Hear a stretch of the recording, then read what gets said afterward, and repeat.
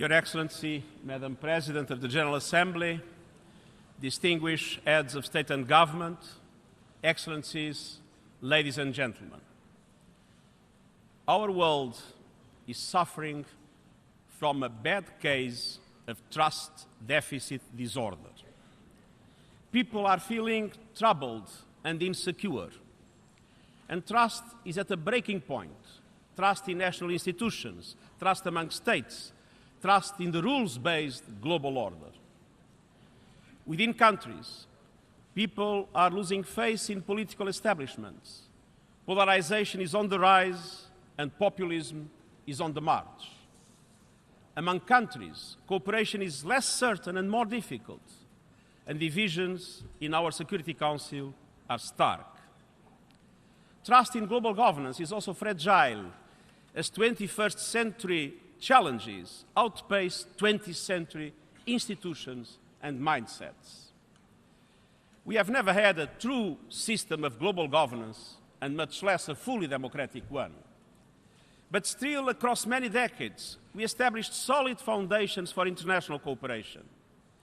We came together as United Nations to build institutions, norms, and rules to advance our shared interests. We raised standards of living for millions. We forged peace in troubled lands, and indeed, we avoided a third world war. But none of these can be taken for granted.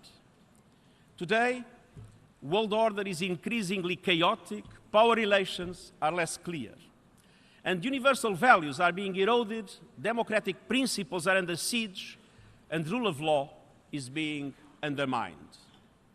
Impunity is on the rise as leaders and states push the boundaries, both at home and international arena. And we face a set of paradoxes. The world is more connected, yet societies are becoming more fragmented. Challenges are growing outward, while many people are turning inward. And multilateralism is under fire precisely when we need it most. So, Excellencies, ladies and gentlemen, it is true that we are moving in the direction of a multipolar world.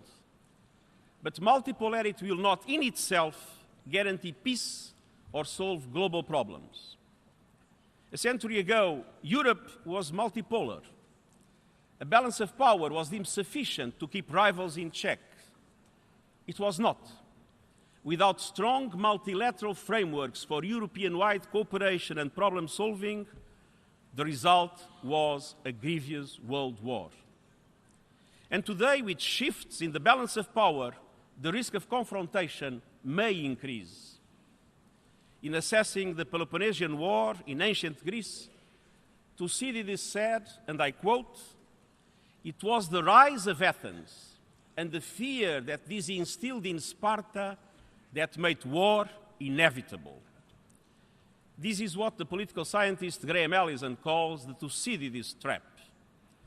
But in his book, Destined for War, and reviewing many examples of rivalry in the past, he concluded that conflict is never inevitable.